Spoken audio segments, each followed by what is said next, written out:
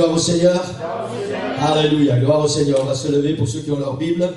Je vous encourage à l'ouvrir, qu'elle soit papier ou qu'elle soit électronique. Amen. On va faire une première lecture ce matin. Donc le titre de la prédication ce matin, c'est « À contre-courant ». Amen, à contre-courant. Est-ce que quelqu'un a une idée de ce que ça peut vouloir dire? À contre-courant. Amen. Alléluia, voilà, c'est dans le sens contraire. Dans le sens contraire. Mais c'est même plus profond que ça. Un contre-courant implique un effort. Parce qu'il y a un courant, et quand on veut aller à contre-courant, on va devoir faire des efforts, parce que c'est quelque chose qui n'est pas naturel. Amen. Un contre-courant. Alléluia, gloire au Seigneur. On va lire dans 2 Corinthiens, chapitre 10, versets 3 et 4. 2 Corinthiens, chapitre 10, versets 3 et 4. Amen. Je vous encourage à venir avec votre Bible à l'église. Qu'elle soit papier ou électronique. Amen. Amen. Vous savez, quand j'étais plus jeune, on reconnaissait les chrétiens dehors qui allaient à l'église parce qu'ils avaient leur Bible sous le bras. Et c'était pas choquant. Les gens qui les croisaient dans la rue, ils disaient « Ah, ils vont à l'église », tout simplement parce qu'ils avaient la Bible. Amen. Amen. Alléluia. Gloire au Seigneur. Alléluia. 2 Corinthiens, chapitre 10, versets 3 et 4. « Si nous marchons dans la chair, nous ne combattons pas selon la chair. Car les armes avec lesquelles nous combattons ne sont pas charnelles, mais elles sont puissantes par la vertu de Dieu pour renverser les forteresses. » Amen. Alléluia. Seigneur, bénis ta parole ce matin. Seigneur, parle à nos cœurs, Seigneur. Tu as préparé quelque chose pour nous, Seigneur. Quelque chose de bien, quelque chose de bon, quelque chose dont nous avons besoin pour continuer de grandir, pour continuer d'avancer et pour être prêts quand tu viens chercher ton Église, Seigneur. Que ta parole puisse pénétrer nos cœurs ce matin, elle puisse remplir nos cœurs, qu'elle puisse remplir notre esprit, Seigneur Jésus, et que nous puissions la comprendre, et qu'elle puisse se développer à l'intérieur, Seigneur, pour notre instruction, Seigneur, et pour que nous puissions grandir avec toi. Nous prions dans le nom de Jésus. Amen. Amen. Gloire au Seigneur, vous pouvez prendre place. Alléluia. Alléluia. Amen. Amen. Amen. Un de ces jours, j'ai découvert quelque chose cette semaine. Maintenant, je dois aller beaucoup plus profond. Mais la Bible dit que le sang de Jésus, ça n'a rien à voir avec la prédication, hein, mais si je ne vous le dis pas, ça ne va pas sortir de mon esprit, donc je dois vous le dire. Le sang de Jésus nous couvre par rapport à nos péchés. C'est ce qui s'est passé pour le peuple d'Israël avec cet agneau, le sang qu'ils ont pris, le sang de cet agneau, et ils devaient mettre ça sur le linteau et sur les montants des portes. Et quand l'ange exterminateur est passé, il a vu ce sang et ils ont été protégés, ils ont été couverts. La Bible dit que quand Jésus est mort sur la croix, il est mort pour couvrir nos péchés. Et j'ai découvert cette semaine que c'est le nom de Jésus qui pardonne les péchés. Que les péchés soient couverts, c'est merveilleux. Merci Seigneur. Mais s'ils ne sont pas pardonnés, nos péchés sont pardonnés à cause de son nom. Et c'est une des raisons pour lesquelles, quand nous sommes baptisés par immersion, nous devons être baptisés dans le nom de Jésus. Parce que c'est le nom de Jésus qui pardonne nos péchés. C'est pour ça que la Bible dit qu'il n'y a pas d'autre nom. Alléluia. Alléluia. C'est grandiose, c'est grandiose. C'est extraordinaire. Alléluia. Le nom de Jésus. Le nom qui est au-dessus de tous les noms. Amen. Alléluia. J'espère quelque chose dans votre cœur. Amen. Allez étudier votre Bible maintenant. Allez étudier. Seigneur, qu'est-ce qu'il nous a raconté le pasteur? C'est tellement étrange. Oui, c'est étrange. C'est dans les profondeurs, c'est les mystères de la parole de Dieu. Alléluia. Allez étudier votre Bible maintenant. Amen. Ça sera votre devoir de la semaine. Amen. Gloire au Seigneur. Alléluia. Si nous marchons dans la chair, nous ne combattons pas selon la chair, la Bible dit, car les armes avec lesquelles nous combattons ne sont pas charnelles, mais elles sont puissantes par la vertu de Dieu pour renverser les forteresses. Amen. Amen. J'ai eu le titre de la prédication cette semaine, avant d'avoir la prédication. À contre-courant. Contre-courant. À contre-courant. Et ça n'a quitté plus mon esprit. À contre-courant. Et puis ensuite, le Seigneur a travaillé avec moi pour arriver à ce que nous allons ensemble voir ce matin. Amen. Et le point principal, le point culminant de tout cela, c'est que l'Église, avec un E majuscule. Vous savez, l'Église, ça s'écrit de deux façons. Quand c'est un début de phrase, forcément, il y a une majuscule. Mais si vous écrivez l'Église, le bâtiment, vous n'êtes pas obligé de mettre une majuscule. Si vous parlez de l'Église, corps de Christ, il faut mettre une majuscule. Et ce matin, je vous parle de l'Église, avec un E majuscule. L'Église, corps de Christ. L'Église de Jésus-Christ. Cette Église est appelée à vivre et à marcher en permanence à contre-courant.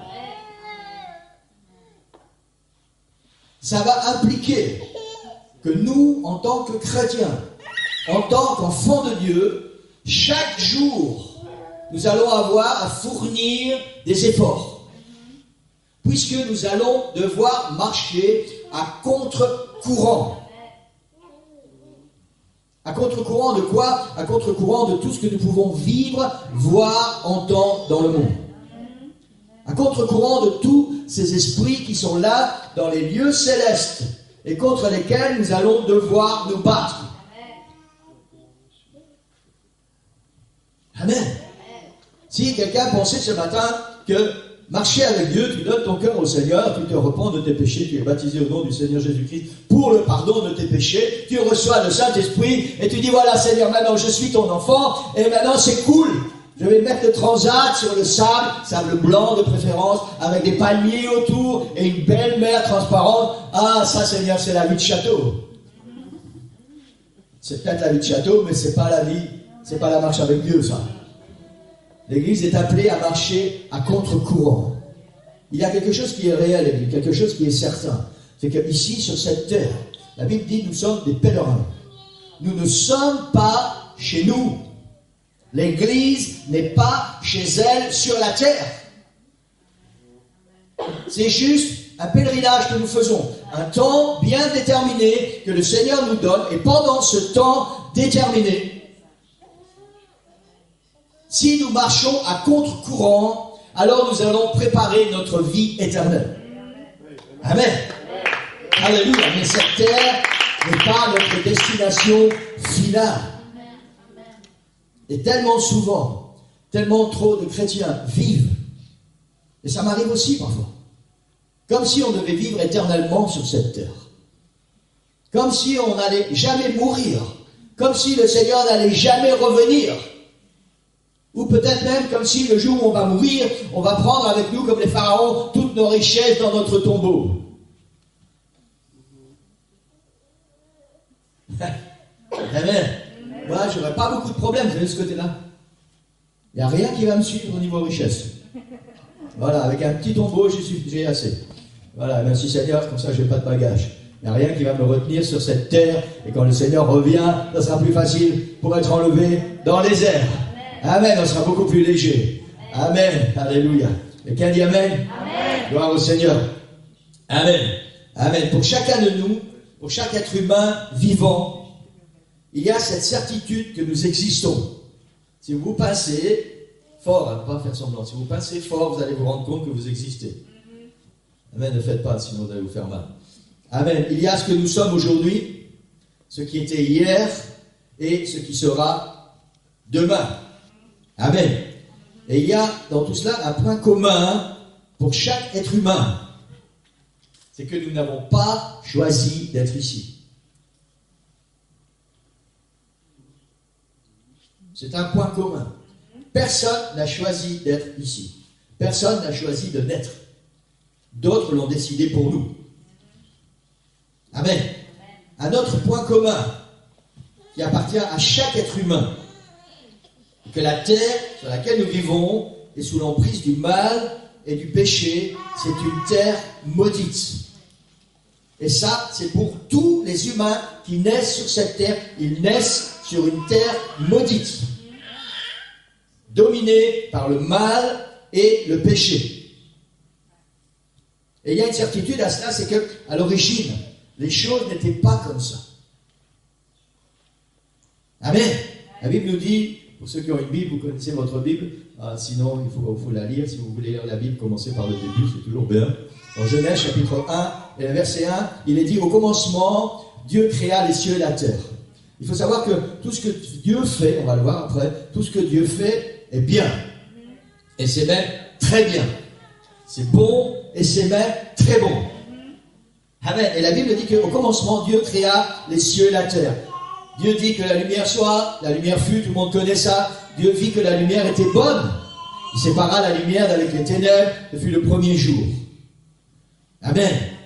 Le deuxième jour, Dieu sépare le ciel et la terre. Le troisième jour, Dieu sépare sur la terre ce qui est sec de la mer. Et il va créer les océans. Puis Dieu va faire que toutes les verdures, tous les arbres, les fleurs, tout ce que nous connaissons et qui va pousser sur la terre, Dieu va créer tout cela. Et la Bible dit, cela fut ainsi, et Dieu vit que cela était bon. C'est le troisième jour. Dieu dit qu'il y ait des luminaires. Et Dieu a créé tous les luminaires que nous connaissons ou que nous ne connaissons pas, parce qu'il y en a tellement. Amen.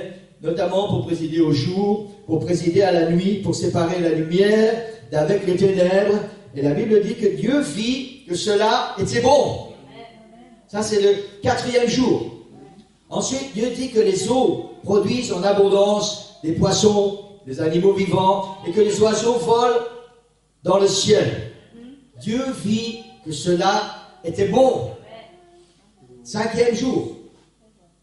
Dieu dit que la terre produise des animaux vivants selon leur espèce, du bétail, des reptiles, des animaux terrestres, et cela fut ainsi.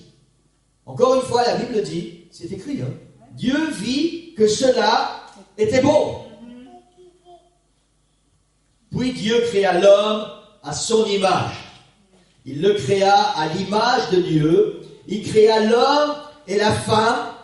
Dieu les bénit. Et là, la Bible dit, Dieu vit tout ce qu'il avait fait. Et voici, cela était très bon. Très bon. Il y eut un soir, il y eut un matin. Ce fut le 6e jour. La Bible nous dit que chaque jour, Dieu venait dans le jardin d'Éden et se rencontrait avec Adam et Ève et ils passaient des moments agréables ensemble. Chaque jour. C'était vraiment quelque chose d'extraordinaire. Ça, c'est la vie de rêve. Amen. Dieu a donné à Adam et Ève le jardin d'Éden pour le cultiver. Un jardin béni où tout était bien, où tout était merveilleux, où tout était extraordinaire.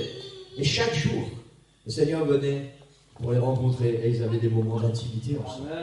Wow, c'était quelque chose de vraiment extraordinaire. Et tout ça était merveilleux. Jusqu'au jour où Satan vient détruire ce pourquoi Dieu dit tout cela était très bon. Satan vient détruire tout ce qui est merveilleux, cette merveilleuse création. Jusqu'au jour où Adam et Ève ont succombé au péché et sont tombés sous la malédiction. Peut-être au début vous vous demandez pourquoi l'Église doit marcher à contre-courant. Et on va y arriver, l'Église, progressivement. À cause du fait que Satan est venu tenter Adam et Ève. À cause du fait que Adam et Ève ont succombé à la tentation, ils ont péché. La Bible dit que Adam et Ève ont été chassés du jardin d'Éden. Satan a été précipité sur la terre et Dieu a maudit la terre. Cette terre pour laquelle il nous disait quelque temps avant, Dieu vit que cela était très bon. Le péché a fait que la terre et l'homme ont été maudits. Amen. À partir de ce jour, chaque homme va devoir faire un choix pour sa vie. Il va devoir apprendre à vivre à contre-courant. Ce n'est pas seulement pour l'Église d'aujourd'hui. Adam et Ève et leurs proches descendants ont dû apprendre à vivre à contre-courant. C'était la conséquence directe de leur propre péché. La différence entre Adam et Ève et nous, c'est que nous subissons les conséquences du péché d'Adam et Ève. Adam et Ève ont subi les conséquences de leur propre péché. Maintenant, comme nous naissons pécheurs sur une terre où le péché règne, nous subissons aussi bien souvent les conséquences de notre propre péché. Et ils ont dû apprendre à se battre. Diapo 3, c'est ce que Dieu va dire à Caïn. Il dit certainement, si tu agis bien, tu relèveras ton visage. Si tu agis à contre-courant des sentiments que tu peux ressentir dans ton cœur, de tout cet environnement qui est autour de toi. Si tu agis bien, tu relèveras ton visage. Si tu agis mal, le péché se couche à la porte et ses désirs se portent vers toi. Mais toi, domine sur lui. Dieu est en train d'expliquer à Caïn qu'il est temps pour lui d'apprendre à vivre et de marcher à contre-courant des désirs et des pensées qui peuvent venir dans son cœur et dans son esprit. Satan a été précipité sur la terre et le seul but du diable est que chacun puisse vivre sous l'oppression du péché et que chacun aille en enfer avec lui. Il y a quelque chose qui est différent entre le diable et l'être humain. Le diable n'a plus d'autre choix que l'enfer. Ça, Dieu l'a déterminé. Et c'est pour toujours. Son avenir, et c'est ce que vous pouvez lui reprocher et lui rappeler quand il viendra vous embêter, toi, ton avenir, c'est l'enfer. Mais pour l'homme, pour l'être humain, il y a un autre avenir que Dieu a préparé. Mais pour entrer dans cet avenir que Dieu a préparé, il faut que l'Église apprenne à marcher à contre-courant. Amen. C'est ce que Dieu explique à Caïn. Le péché se couche à ta porte. Tout ce qui est mal, tout ce qui domine ce monde est là et il y a une oppression. Mais toi, domine sur lui. Domine. Et si le Seigneur dit ça à Caïn, toi, domine sur lui, ça veut dire que Caïn est capable de le faire. Après, c'est juste un choix qu'il va faire. Amen. Mais il est capable. Sinon, le Seigneur ne lui aurait pas dit domine. Ça veut dire qu'il a la possibilité. C'est un choix qu'il devra faire. Suivre ses pensées et ses penchants, qui maintenant sont forcément des penchants que le péché influence, que le mal influence, soit marcher à contre-courant. Amen. Amen. Amen. Un autre point commun pour chacun de nous, pour chaque être humain, et c'est ce que Dieu dit à Caïn, est que nous avons tous le choix de notre avenir, de notre destinée présente et future, de dominer ou d'être dominé, de nous battre ou de subir. C'est un point commun que chaque être humain a. Et à ce niveau-là, nous sommes tous égaux. Nous avons tous le choix. Tous le choix. Amen. De vivre à contre-courant. De vivre une vie différente que celle que le monde et le diable, l'influence du mal et l'influence du péché veut nous imposer. Le choix nous appartient. Et ça, nous sommes tous égaux. Exactement comme pour Caïn. J'entends tellement des gens, tellement souvent, dire « c'est plus fort que moi ». Non, c'est pas plus fort que toi. Tu as décidé que c'était plus fort que toi. C'est ce que Dieu dit à Caïn. Le péché se couche à la porte. Il a une certaine puissance. On ne peut pas douter de ça, on ne peut pas nier ça. Il a une certaine puissance, il a une certaine force. Le diable a une certaine puissance. On ne peut pas dire que c'est pas vrai. Mais Dieu dit à Caïn, domine sur lui. Ça veut dire que la puissance qui est en toi est plus grande que ça. Est plus grande que ça. C'est juste un choix que tu dois faire. Si tu le veux, tu peux. Amen. Alléluia. Alléluia. Si vous pensez que c'est plus fort que vous, c'est juste parce que vous avez fait exactement comme Adam et Ève. Vous avez écouté le diable et vous avez cru ce qu'il vous a dit. C'est ce qu'ils ont fait. Ils ont écouté le diable. Et ils ont cru ce qu'il a dit. Mais Dieu a dit que tu ne peux pas manger ça. Mais tu sais pourquoi Dieu a dit ça? Parce que le jour où tu vas manger ce fruit-là, tu vas devenir comme Dieu.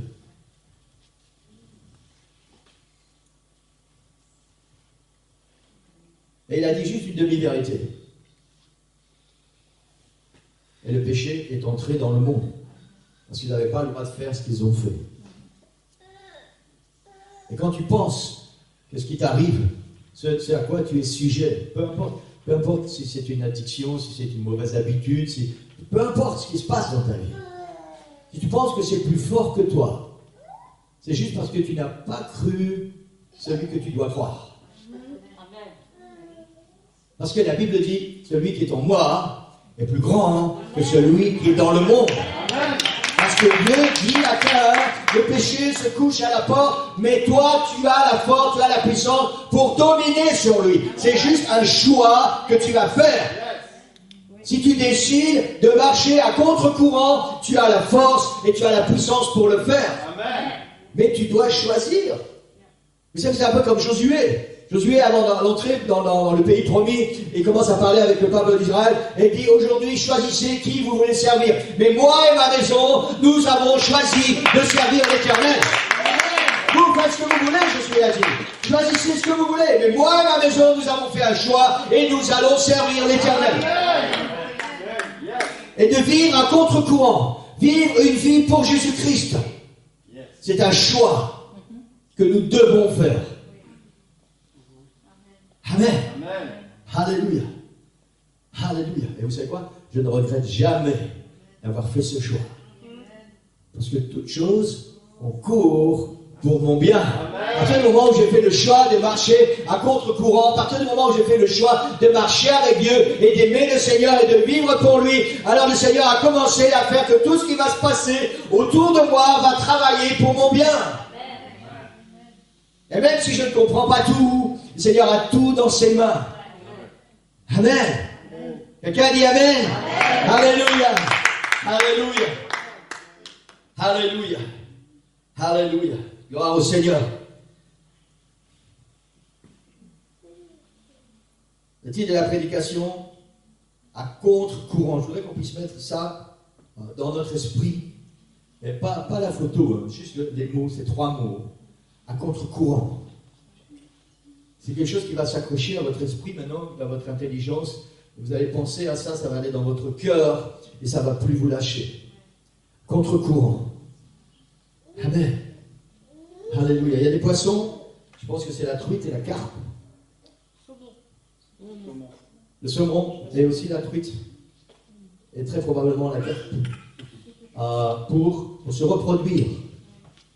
Il nage à contre-courant. En fait, c'est ce que vous voyez là. Et là, c'est pas juste un petit cours d'eau, c'est une cascade. C'est une photo, c'est pas un montage, c'est une photo.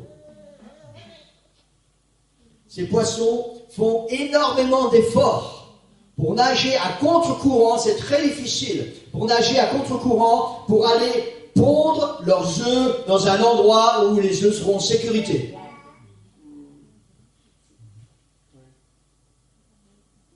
Amen. Alléluia. Notre sécurité spirituelle, physique, tout ce qui nous concerne dépend si nous allons, oui ou non, faire le choix de marcher à contre-courant. Amen. Amen. C'est pas facile, vous savez, pour ces poissons, c'est contre nature, parce que le courant est fort et le courant entraîne les poissons dans le même sens. Alors il faut se battre. C'est pas facile pour un enfant de Dieu de marcher à contre-courant. C'est pas facile de marcher à l'envers de ce que les gens pensent. C'est pas facile de marcher à l'envers de ce que les gens pratiquent. C'est pas facile de dire aux gens qui nous entourent, non, moi ça je peux pas. Non, ça je peux pas. C'est pas facile de marcher à contre-courant. C'est un choix que nous devons faire. Mais ce choix nous conduit à la vie éternelle. Amen. Alléluia. Domine sur lui, Dieu a dit. Domine. Yes. Amen. Domine. Amen. Alléluia. Alléluia. Vous savez, pendant longtemps, je pensais qu'il y avait des situations qu'on ne pouvait pas, comprenez bien ce que je veux dire, qu'on ne pouvait pas contrôler. Je disais, c'est comme ça et c'est pas autrement. Et puis, je subissais. Alors, il y a des situations que nous ne pouvons pas contrôler. Ça, c'est un fait. Mais nous devons savoir où est Dieu dans cette situation. Et si c'est une situation que le Seigneur nous fait traverser, nous le savons, nous le sentons, nous prions, le Seigneur nous révèle des choses, le Seigneur nous donne sa paix dans cette situation, alors laissons les choses aller parce que Dieu est là. Amen. Amen. Mais si c'est une situation que nous avons peut-être provoquée, alors il faut se lever et il faut marcher à contre-courant. L'Église n'est pas destinée à subir les mêmes choses que le monde subit. L'Église est appelée à dominer les situations, quelles qu'elles soient. Je crois, Église, de tout mon cœur. Peut-être vous allez penser que je suis un peu farfelu, d'autres vont dire fanatique, j'ai déjà entendu ça. Je crois de tout mon cœur que Dieu est toujours le Dieu qui guérit. Amen. Et qu'un chrétien qui est en permanence malade, Dieu n'est pas là-dedans. Sauf si, quand tu as prié, le Seigneur dit, comme il a dit à l'apôtre Paul, ma puissance s'accomplit dans ta faiblesse. Sinon, il faut se lever et il faut dominer là-dessus. Amen. Amen. À contre-courant. À contre-courant. Les gens du monde sont malades, ils tombent malades, ils essaient de se battre, ils disent, bon voilà, je suis malade, je vais mourir, tant pis. 3 fois sur Lida, quand elle a eu son cancer, elle a décidé de marcher à contre-courant. Amen. Le Seigneur lui a dit, tu as encore du travail à faire. Ok, eh ben, on y va alors, Seigneur. On y va. Amen. Amen. Alléluia. La dernière fois que j'ai été opéré 10 fois pour un cancer. J'ai eu 2 fois la chimiothérapie, et vous savez tous ça. Et après, la dernière fois où j'ai été opéré, j'ai eu mon premier contrôle post-opératoire après la 10e opération. Et quand je suis sorti de chez le chirurgien, j'étais dans le couloir. Et j'ai dit, Seigneur, maintenant, ça, c'est fini. C'est terminé. J'ai décidé de marcher à contre-courant. Et ça fait des années derrière moi. J'ai fait le choix.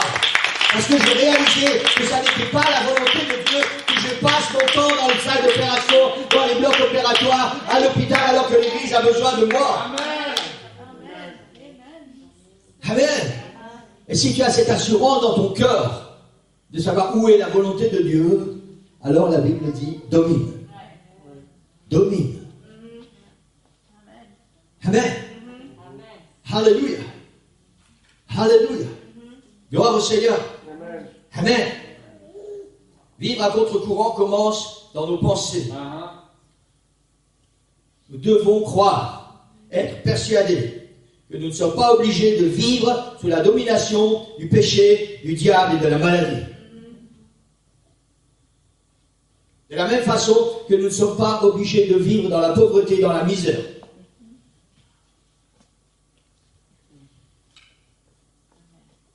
Nous ne sommes pas obligés de subir.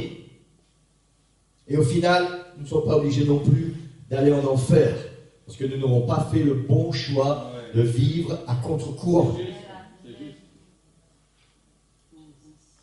Amen. Amen. Et la raison est celle-ci. Diapo 4.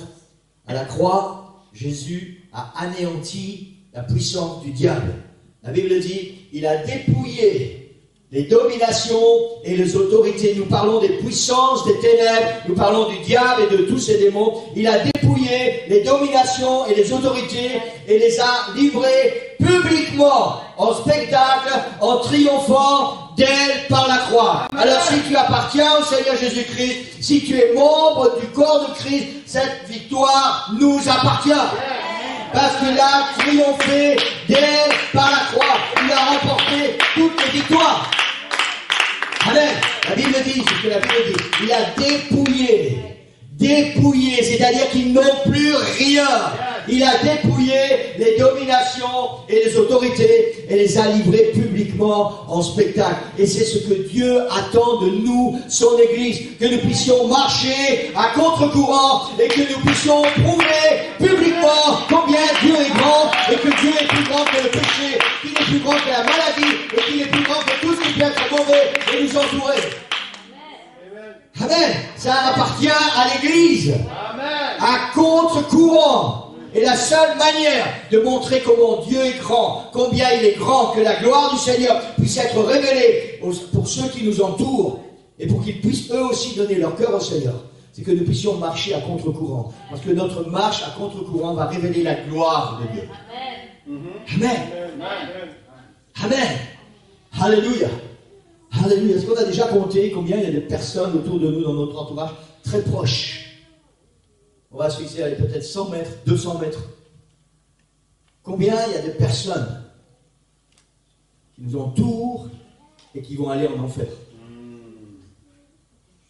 Peut-être que la raison est que nous n'avons pas encore fait le choix de marcher contre courant. Nous n'avons pas encore fait le choix de prouver à ceux qui nous entourent, à ceux qui nous regardent, combien Dieu est grand. Amen. Et combien il les aime. Amen. Ouais. C'est ça aussi, marcher à contre-courant. Amen. Alléluia. Peut-être on n'a même pas besoin d'ouvrir la bouche. Juste notre témoignage, juste ce que nous sommes, va attirer l'attention et les gens vont venir nous poser des questions. Ou peut-être un témoignage du fait que nous avons marché à contre-courant, que nous marchons à contre-courant, que le Seigneur vit en nous et que la gloire du Seigneur se révèle en nous. Les gens vont voir qu'il y a quelque chose et on va pouvoir leur dire, oui, mais moi je sers le Dieu de gloire. Alléluia. Alléluia. Le monde qui nous entoure n'a pas besoin d'une religion, ils disent. La religion, elle est dans le courant. Ouais. Et Jésus n'est pas venu apporter une religion.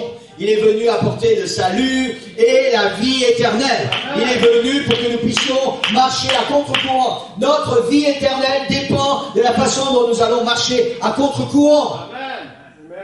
Le courant du monde, c'est l'enfer, Église. On n'a pas, je ne veux pas tourner autour du pot ce matin. Je ne vais pas vous dire des choses pour vous faire plaisir alors qu'elles sont fausses. Le monde marche dans un courant qui est sous la domination du diable, sous la domination des puissances maléfiques. Et la finalité de ce courant, c'est l'enfer. Et si nous, en tant que chrétiens, nous sommes dans ce courant, nous avons la même destinée. Mais le Seigneur nous appelle à autre chose. Le Seigneur nous appelle à marcher à contre-courant pour aller au ciel. Amen. Je n'ai pas l'impression que vous croyez ça ce matin.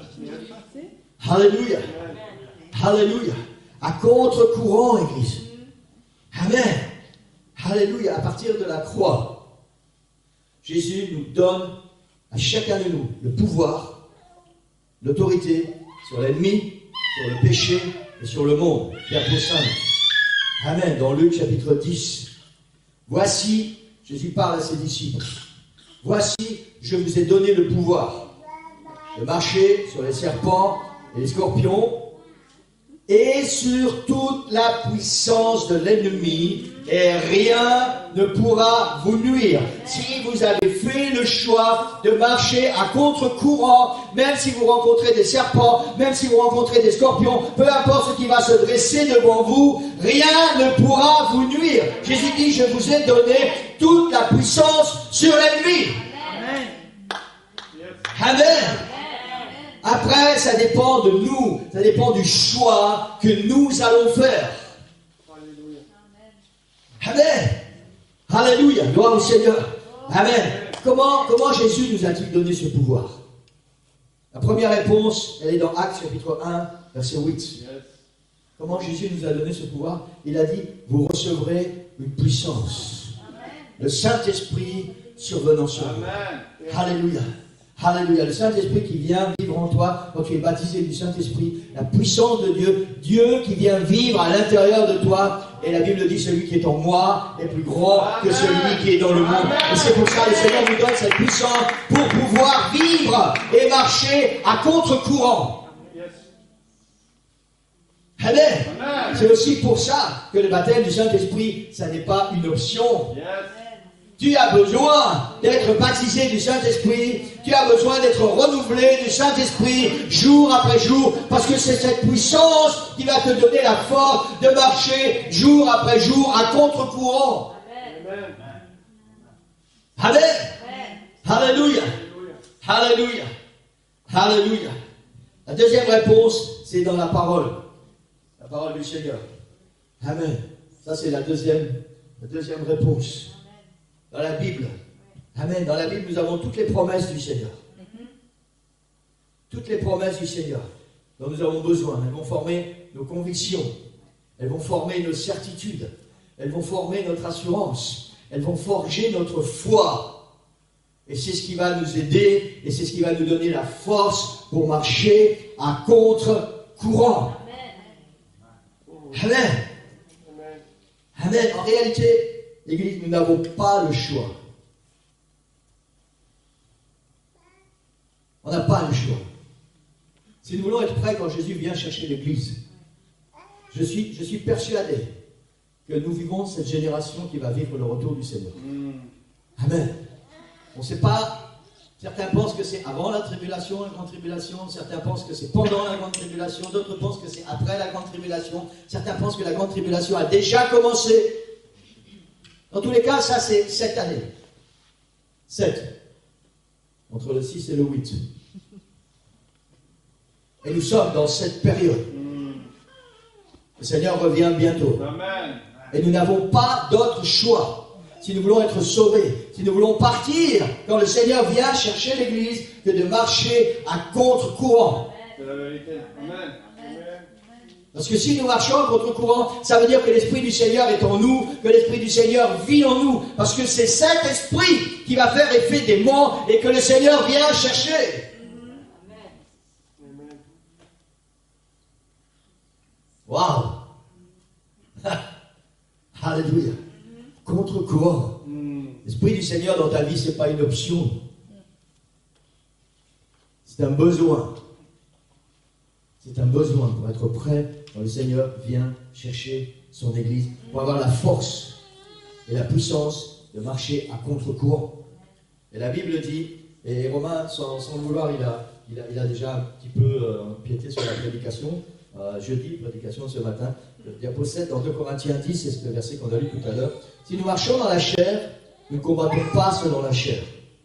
Car les armes avec lesquelles nous combattons ne sont pas charnelles, mais elles sont puissantes par la vertu de Dieu pour renverser les forteresses. On pourrait dire pour marcher à contre-courant. Chaque fois que nous allons décider de nous retourner et d'aller dans l'autre sens, d'aller dans le sens où Dieu veut que nous allions, alors il y a des forteresses qui vont se dresser. Et la Bible dit, les armes avec lesquelles nous combattons ne sont pas charnelles, elles sont puissantes par la vertu de Dieu pour renverser ces forteresses. Encore une fois, nous revenons à ces paroles que Dieu dit à Caïn. Toi, domine, tu as la puissance, tu as l'autorité de dominer. C'est le choix que tu vas faire. Et le Seigneur dit, nous avons les armes, la parole de Dieu dit, nous avons les armes. Ces armes sont puissantes pour renverser les forteresses. Après, nous allons, nous, choisir de les utiliser ou pas. Nous allons choisir, nous, de renverser les forteresses ou pas. Amen. Amen. Alléluia. Je vais terminer avec ça ce matin. Quelles sont ces forteresses? Et c'est là où Romain a déjà pris place jeudi. Quelles sont ces forteresses? Diapo 8. Romains chapitre 8, verset 35 à 39. Il est dit, qui nous séparera de l'amour de Christ? Qui est-ce qui va pouvoir nous empêcher de marcher à contre-courant? Quelles sont les forteresses qui vont se dresser sur notre route et que nous ne sommes pas capables de renverser? Qu'est-ce qui va arriver là devant nous? Qui nous séparera de l'amour de Christ? Sera-ce la tribulation ou l'angoisse? Vous savez, une forteresse, c'est pas, spirituellement parlant, c'est pas un mur avec des grosses pierres. Bien souvent, nos forteresses, elles se situent là. La plupart du temps. La tribulation, l'angoisse, la persécution, la faim, la nudité, le péril, l'épée. Ça, ce sont des forteresses qui vont se dresser devant nous en tant qu'enfants de Dieu quand nous avons décidé de marcher à contre-courant. Ce sont des choses que le diable va venir et qu'il va essayer d'utiliser pour nous décourager. Pour faire que nous allons faire demi-tour, nous allons baisser les bras et nous allons nous laisser entraîner, vous savez, comme dans ces grands toboggans où il y a de l'eau, vous êtes tout en haut et vous êtes porté par l'eau et vous ne pouvez plus rien faire. Une fois que vous êtes lancé, vous ne pouvez plus revenir en arrière. Et la Bible continue, elle dit, dans toutes ces choses, Nous sommes plus que vainqueurs par celui qui nous a aimés. Nous avons vu qu'à la croix, Jésus a dépouillé les autorités et il a donné à l'Église la puissance et l'autorité. Et c'est ce que l'apôtre dit maintenant. Dans toutes ces choses, nous sommes plus que vainqueurs par celui qui nous a aimés. Amen. Alléluia. Et il continue au verset 38. Car j'ai l'assurance. J'ai l'assurance. J'ai l'assurance. Il avait une conviction profonde, quelque chose qui était bien ancré en lui. Parce que quand il parle de la tribulation, de l'angoisse, de la persécution, de la faim, de la nudité, croyez-moi que l'apôtre Paul, il sait exactement de quoi il parle. Parce qu'il a vécu toutes ces choses. Il a même été lapidé. On l'a laissé pour mort. Alors il sait de quoi il parle. Quand il dit, est-ce que c'est ces choses qui vont m'empêcher de marcher à contre-courant? Car j'ai l'assurance que ni la mort, ni la vie, ni les anges, ni les dominations, ni les choses présentes, ni les choses à venir, ni les puissances, ni la hauteur, ni la profondeur, ni aucune autre créature ne pourra nous séparer de l'amour de Dieu manifesté en Jésus-Christ notre Seigneur. J'ai l'assurance que rien ne pourra m'empêcher de marcher à contre-courant parce que le Seigneur a vaincu à la croix et il me donne la puissance, il me donne l'autorité et il me donne la force. Après, le choix m'appartient. Amen. Alléluia. Alléluia. Tellement souvent, Église, devant certaines situations, ceux qui peuvent se lever, on va se lever. Tellement souvent, devant certaines situations, devant certaines forteresses, devant certaines murailles, alors on baisse les bras et on dit, pourquoi je fais des efforts pour Dieu? Pourquoi je fais des efforts? Regarde ce qui m'arrive maintenant. Regarde, je marche avec le Seigneur, j'ai fait ça. Regarde, aujourd'hui je suis malade. Regarde, j'ai fait ça, j'ai perdu mon travail, un bon job. C'était un super job, c'est peut-être le meilleur boulot qu'il avait eu de sa vie. Pourquoi je marche avec Dieu? Voilà, maintenant, regarde ce qui m'arrive.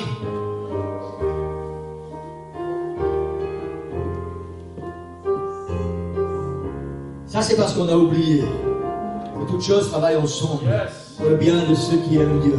Et parce qu'on a oublié que le Seigneur nous donne la puissance, il nous donne l'autorité pour dominer sur ces choses. Le Seigneur n'a jamais dit qu'on n'aura plus de problème, il n'a jamais dit qu'on n'aura plus de soucis. Il a dit, je suis avec vous tous les jours jusqu'à la fin du monde. Il a dit, quand une forteresse va se dresser devant toi, je vais te donner la force, je vais te donner le courage pour renverser cette forteresse et pour continuer de marcher à contre-courant. Ça, c'est la vérité de la parole de Dieu. Amen. Le Seigneur n'a jamais dit, jamais, si quelqu'un vous enseigne ça, vous pouvez lui dire que c'est un menteur. Le Seigneur n'a jamais dit que parce que tu lui as donné ta vie, parce que tu marches avec lui, alors tu n'auras plus jamais de soucis, tu n'auras plus jamais de problème. Ces choses-là font partie de la vie. Parce que la terre est maudite. Et parce que nous vivons sur cette terre. Nous ne vivons pas pour la terre. Nous ne vivons pas comme le monde, mais nous vivons dans le monde. Et ça, nous ne pouvons rien y faire non plus. Et le Seigneur nous donne la force. Il nous donne la puissance pour renverser ces forteresses qui vont se dresser devant nous. Pour continuer de marcher à contre-courant. Je suis certain que ces poissons, quand il y a une grande cascade qui se présente devant eux, ils n'arrivent pas toujours la première fois à arriver en haut. Certainement, ils doivent s'y prendre peut-être à plusieurs fois. Mais ils ont un objectif. Ils doivent se reproduire. Ils doivent arriver à un certain endroit où les œufs vont être en sécurité. Alors quoi qu'il arrive, peu importe la muraille qui va se dresser devant eux, peu importe la taille de la cascade, on va recommencer, mais on va faire tomber cette forteresse. On va continuer à marcher à contre-courant. C'est